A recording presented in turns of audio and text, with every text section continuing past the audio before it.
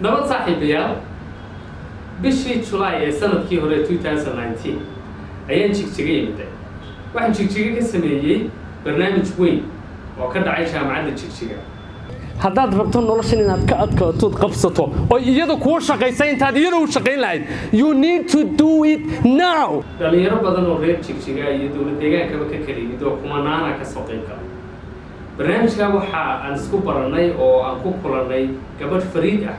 oo la yiraahdo Yaasmiin anigoo barnaamijka wada ayaa Yaasmiin oo kamid ahayd dadkii barnaamijka soo qayb galay soo kacday stage-ka timiday kadib ay sheegtay inay jiraan waxay rabtay inay dadka la wadaagto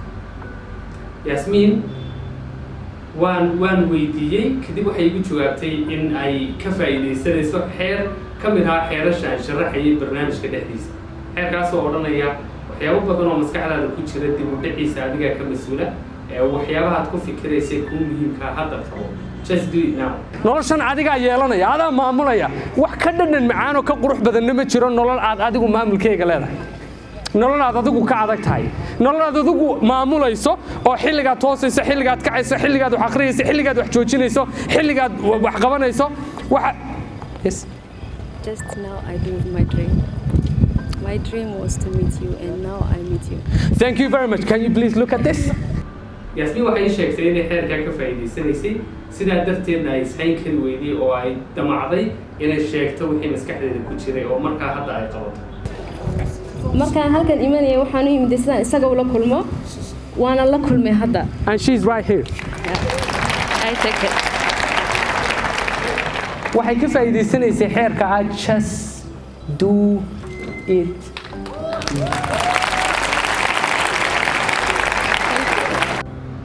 Yaasmiin waxay sheegtay barnaamijka dhexdiisa inay muddo ku hamiyeysay inay la kulanto ilaahayna suuro geliyay sidaa darteed taasi ay maskaxdeeda ku jirto iyo nala wadaagaysa isla barnaamijka dhexdiisa iyadoo Yaasmiin la joogto waxaan weydiiyey haddii uu jiro wax kaloo ay ka fikirayso oo maskaxdeeda ku jira Yaasmiin waxay sheegtay inay jiraan waxaanay igu wargelisay in ay ku hamiyeyso oo ay maskaxda ku hayso in maalin maalmaha ka mid ah aan anigu dhagaysta u noqdo Yaasmiin sida iyadu maanta uga mid ahay dhagaystayaasha barnaamijkeega wax kalood ka fikirayso aad kuugu weyn ma jiraa oo mar walba dib dhigato Can you do it now? Yeah, I can do it. What is that? To challenge you.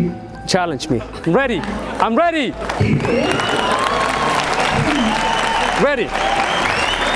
I'm ready. maanta waxaad taan soo heshay inaad dadka intaa laga horhalashay one day dadkan saddexlaadkooda ka hor hadli doonaa and you will be my VIP guest I am yours now I'm yours now Yaasmiin ballan baan u qaaday in haddii ay soo martay qaado ila wadaagto goorta iyo goobta uu barnaamijka ay ka fikiraysaa qabsoomo inaan iman doono meeshaan doonaan adduunka ka joogay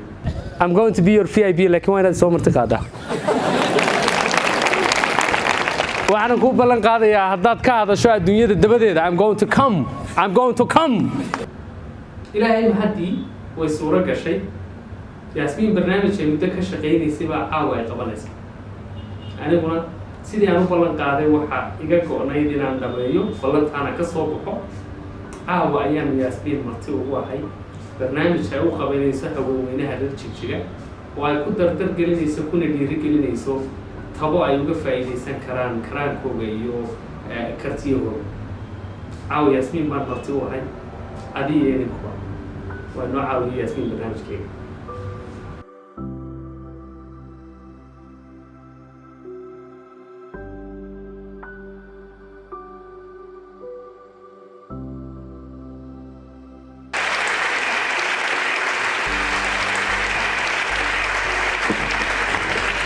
waatuma gabadhaaday gabadha adiga iyada isku filan waatuma maaha nolosheeda dhanta ku dhaafsa inay sugto xabadkii faraska watay ka qaadan lahaa gurigooga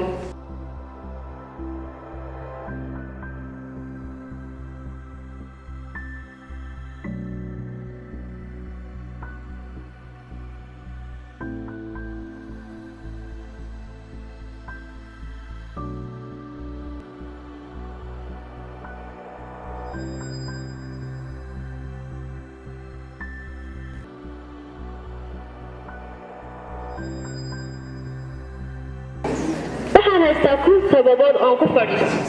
oon ku noqdo kursigaan kaga soo kacay waxaan ka ballan qaaday aan maalintaa iman doono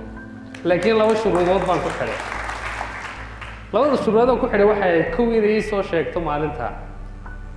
iyo meeshay ka dhacayso labadiiba way ka soo baxday aniguna waan ka soo baxay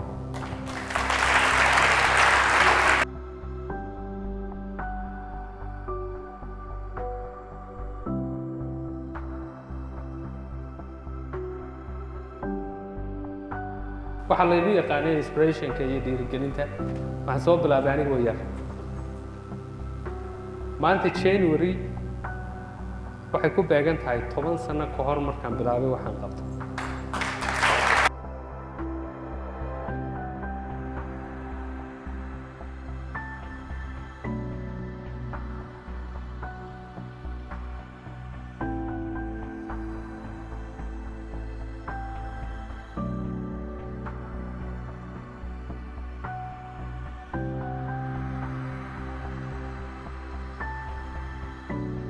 oo ay suuragal tahay oo ugu qaban karto oo aanad u daynayn oo ay tahay inaad u gaadho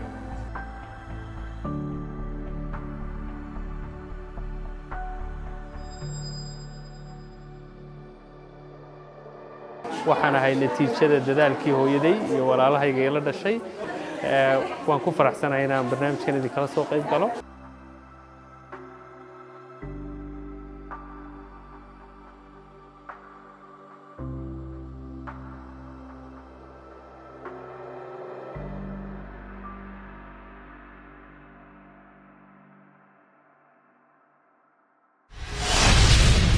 Audio Jungle.